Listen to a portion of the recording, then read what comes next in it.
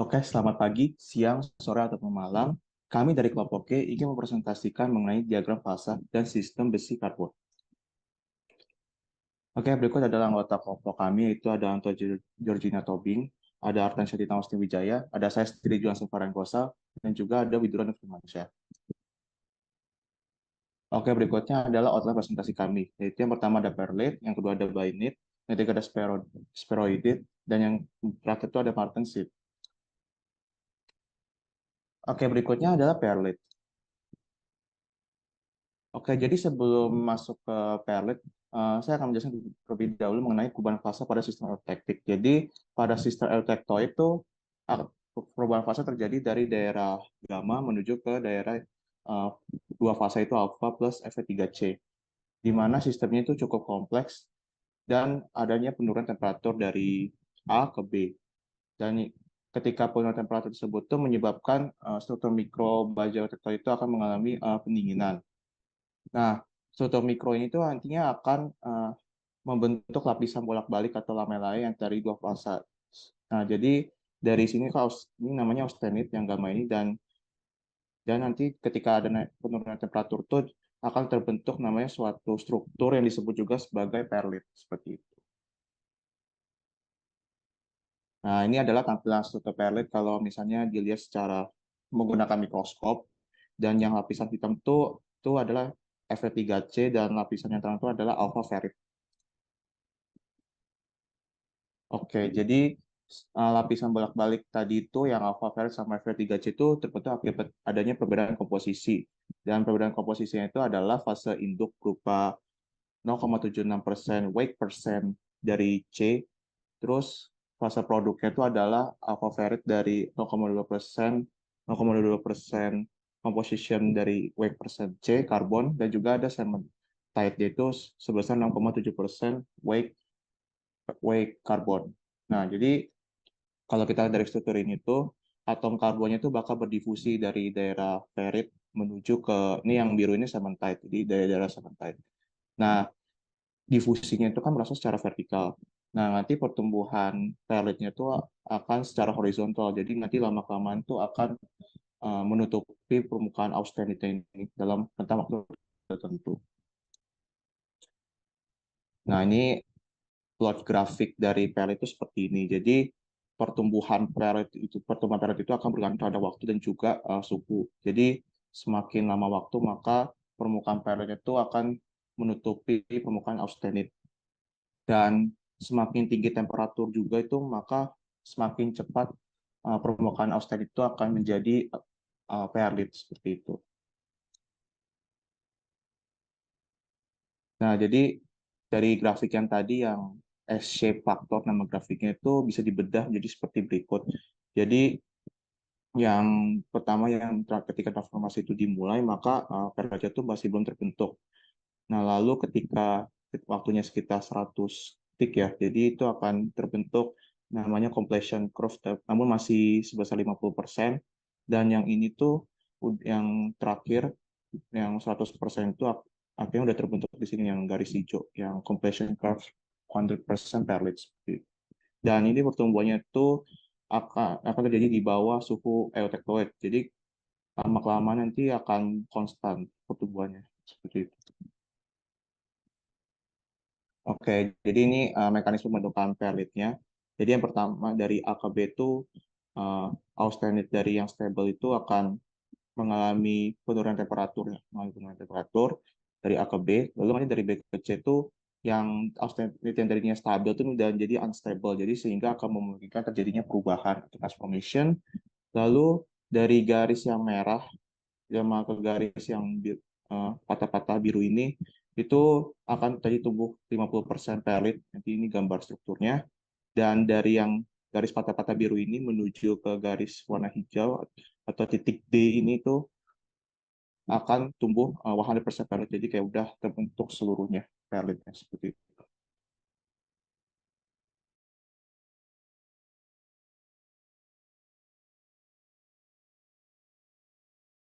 Oke, baik saya selanjutnya akan melanjutkan untuk menjelaskan terkait Bainit.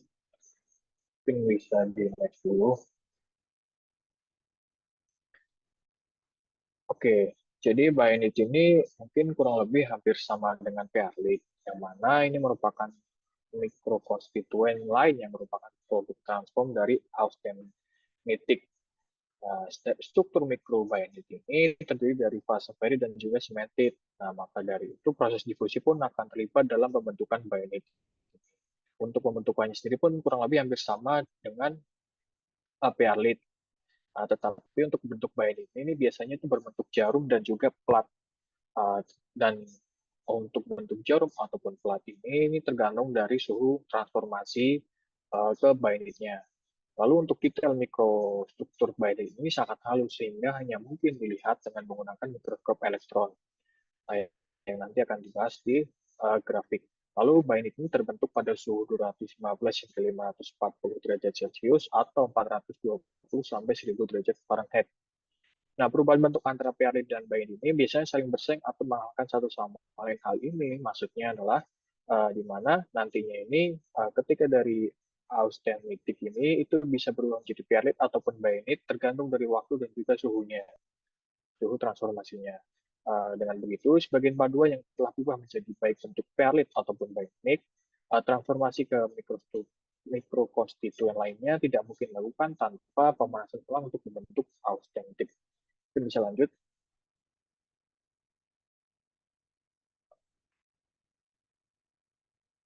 Jadi ini merupakan struktur bainit dengan menggunakan mikroskop elektron yang sangat halus tadi. Di sini diperlihatkan bahwasanya titik ini cementite ini ada berada di sini dan juga yang berada di luar uh, seperti kubah ini merupakan martensite dan juga strukturnya di dalam bainit ini merupakan ferrit. Jadi di sini merupakan gambar transisi elektromikrograf struktur bainit. Nah, struktur bainit ini mulai dari sebelah kiri bawah hingga sudut kanan atas dan terkomposisi dari partikel Fe3C dengan struktur matriks dari pada ferit. Jadi di tengah-tengah ini merupakan struktur dari matriks ferit yang merupakan salah satu penyusun struktur dari bainit. Mungkin bisa lanjut.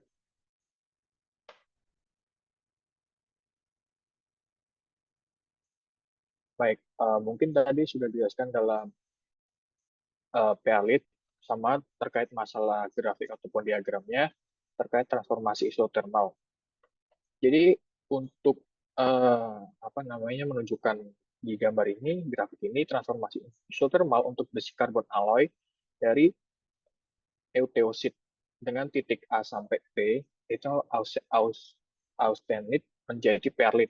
Jadi dari titik A sampai titik B ini merupakan austenit menjadi perlit. Dan juga titik A ke titik B itu merupakan austentit menjadi bainit. Jadi yang seperti saya sebutkan tadi, antara perlit dan juga bainit ini saling berkaitan, tergantung dari suhunya dan juga waktu untuk suhu transformasinya. Baik, mungkin untuk bainit cukup sekian. Selanjutnya akan dijelaskan oleh teman saya, Antoinette. Silakan. Oke, selanjutnya saya akan menjelaskan spheroidit. Next.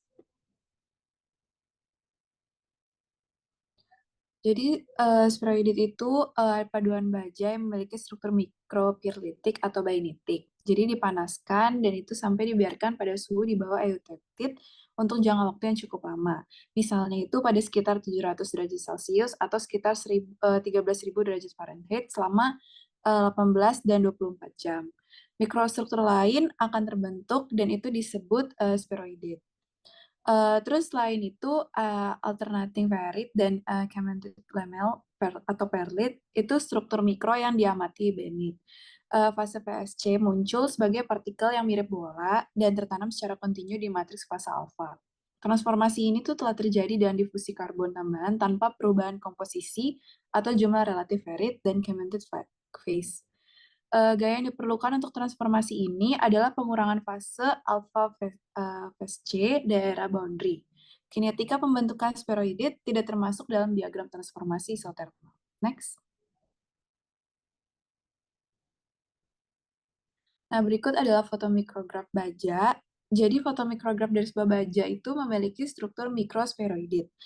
Jadi ada partikel kecil yang disebut cementid dan fasanya itu akan terus menerus sekitar minus ferrit 1000.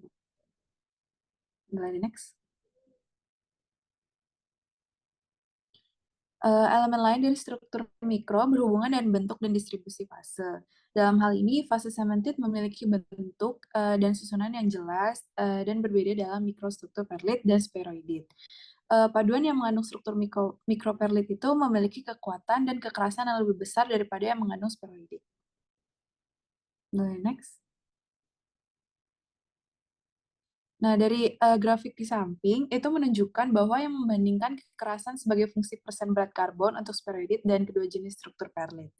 Nah, perilaku ini dijelaskan dalam hal penguatan pada impedansi terhadap gerakan dislokasi melintasi batas ferrit cementid.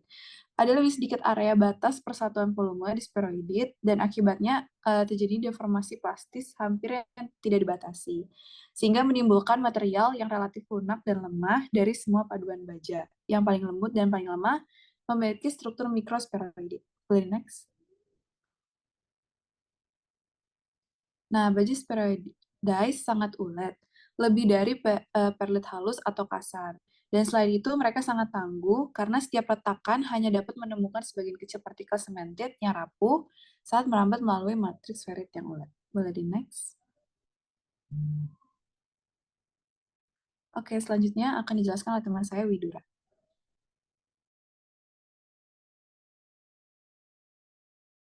Baik, sekarang saya akan menjelaskan mengenai martensit. Next. Pertama, saya akan menjelaskan mengenai diagram transformasi isotermal. Martensit adalah larutan padat interstitial metastabil dari karbon dalam besi yang terbentuk ketika paduan besi karbon austenitisasi didinginkan dengan cepat ke suhu lingkungan tanpa terjadi difusi karbon.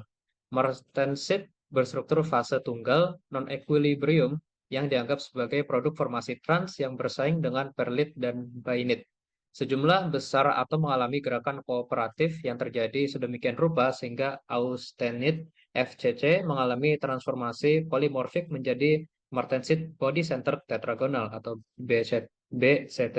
Dan berikut ada contoh tampilan struktur mikro dari martensitik. Butiran yang berbentuk jarum adalah fase martensit dan daerah putih adalah austenit yang gagal berubah selama pendinginan cepat. Next. Dan berikut ada diagram transformasi isotermal untuk paduan besi karbon komposisi eutekoid yang di kiri dan untuk baja paduan tipe 4340 yang di kanan. Dapat dilihat bahwa martensit adalah yang M dan dari grafik itu martensit tidak mengalami kurva bahkan hanya lurus. Dan ini dapat diakibatkan karena pembentukan martensit sendiri tidak dipengaruhi oleh waktu. Next.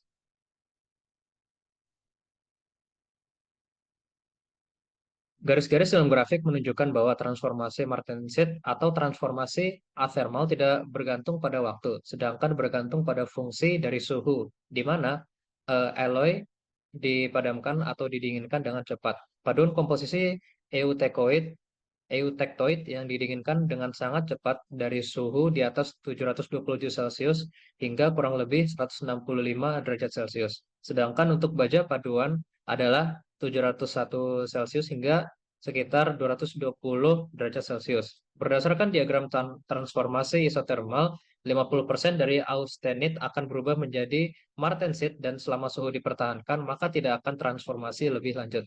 Next. Kemudian, diagram transformasi pendinginan berkelanjutan. Untuk pendinginan kontinu paduan baja, terdapat laju quenching kritis yang akan menghasilkan struktur martensitik total. Jika disertakan pada diagram transformasi kontinu, laju pendinginan kritis akan memulai transformasi perlit. Hanya martensit yang akan ada untuk laju quenching lebih besar dari kritis. Selain itu, akan ada kisaran laju produksi perlit dan martensit. Dan berikut ada contoh diagram transformasi pendinginan berkelanjutan pada paduan besi karbon eutektoid dan kurva pendinginan yang menunjukkan ketergantungan struktur mikro akhir pada transformasi yang terjadi selama pendinginan. Next. Kemudian baja paduan dapat memfasilitasi pembentukan martensit sehingga struktur martensit total dapat berkembang pada penampang yang relatif tebal.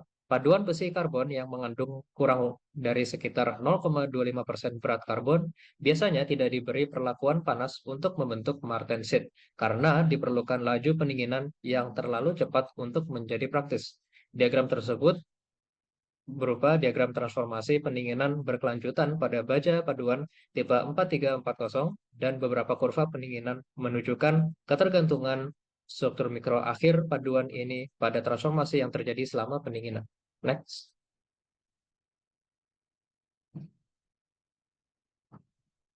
Kemudian perilaku mekanis paduan besi karbon.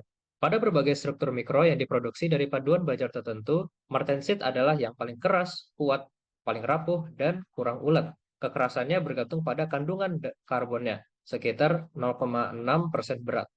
Kekuatan dan kekerasan martensit dikaitkan dengan keefektifan atom karbon interstisial dalam menghambat gerakan dislokasi dan sistem slip yang relatif sedikit untuk struktur BCT. Ketika kandungan karbon lebih besar dari sekitar 0,5% berat, potongan karbon besar yang dipadamkan dengan cepat dapat retak akibat tekanan internal, menghasilkan lebih banyak volume austenit dibandingkan dengan martensit. Next. Dan berikut ada grafik yang memplot kekerasan martensit dan perlit halus sebagai fungsi persentase berat karbon. Next. Lalu martensit temper. Tempering dilakukan dengan memanaskan baja martensit ke suhu di bawah eutectoid antara 250 hingga 650 derajat Celcius untuk jangka waktu tertentu. Namun, tekanan internal dapat dikurangi pada suhu serendah 200 derajat Celcius. Perlakuan panas ini melalui proses difusi memungkinkan pembentukan martensit temper. Dan berikut ada reaksi pembentukan martensit temper. Martensit BCT fase tunggal menghasilkan martensit temper dengan fase alfa plus Fe3C. Martensit BCT fase tunggal jenuh dengan karbon berubah menjadi martensit temper terdiri dari fase ferrit dan seminit yang stabil. Next. Mikrostruktur martensit temper terdiri dari partikel sementit yang sangat kecil dan tersebar secara seragam di dalam matriks ferrit kontinu. Martensit temper hampir sama keras dan kuatnya dengan martensit, namun lebih ulet dan tangguh karena adanya fase ferrit yang kontinu. Kekerasan dan kekuatan disebabkan oleh area batas fase ferrit sementit yang besar persatuan volume yang ada untuk partikel sementit yang sangat halus dan banyak. Dan berikut ada gambar mikrograf elektron dari martensit temper yang ditemper pada suhu 594 derajat Celcius. Partikel kecil adalah fase sementit dan fase matriks adalah alpha ferrit. Next. Ukuran partikel sementit mempengaruhi perilaku mekanik martensit temper dengan meningkatkan ukuran partikel yang mengurangi area batas fase ferrit sementit, menghasilkan material yang lebih lembut dan lemah namun keras dan ulet. Temperatur dan waktu tempering menentukan ukuran partikel sementit pada tekanan konstan. Peningkatan suhu dapat mempercepat difusi, laju pertumbuhan partikel sementit, dan laju pelunakan. Dan berikut ada diagram kekuatan tarik dan luluh serta keuletan dalam persentase Ra pada suhu kamar versus suhu tempering untuk baja paduan yang dipadamkan oli tipe 4340. Next.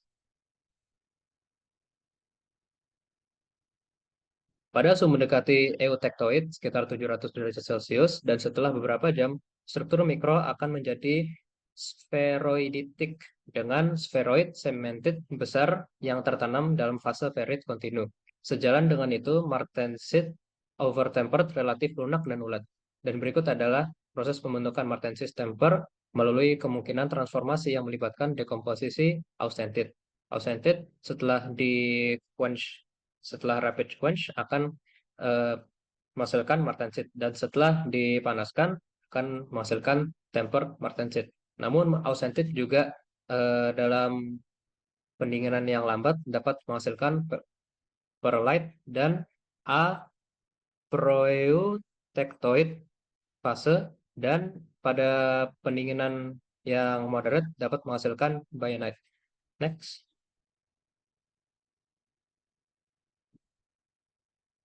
Dan terakhir, ada review transformasi fasa dan sifat mekanik untuk paduan besi karbon. Pada martensit, fasenya berpusat pada tubuh tetragonal dan fase tunggal. Susunan fasenya butiran berbentuk jarum dan properti mekanisnya sangat keras dan sangat rapuh. Sedangkan martensit temper, fasenya adalah alpha ferrit plus Fe3C dan susunan fasenya partikel mirip bola Fe3C yang sangat kecil dalam matriks alpha ferrit. Dan properti mekanisnya adalah kuat namun tidak sekeras martensit, tapi lebih ulet. Martensit juga berbentuk butiran seperti pelat atau jarum dari larutan padat besi karbon. Diproduksi dengan pendinginan cepat austentit ke suhu yang cukup rendah untuk mencegah difusi karbon dan pembentukan perlit dan atau bainit. Sedangkan tempered martensit terdiri dari partikel sementit yang sangat kecil di dalam matriks ferrit. Memanaskan martensit pada suhu dalam kisaran sekitar 250 hingga 650 derajat Celcius akan menghasilkan transformasi menjadi martensit temper. Next. Berikut adalah referensi yang kelompok kami gunakan. Sekian dari kelompok kami, kurang lebih mohon maaf. Terima kasih.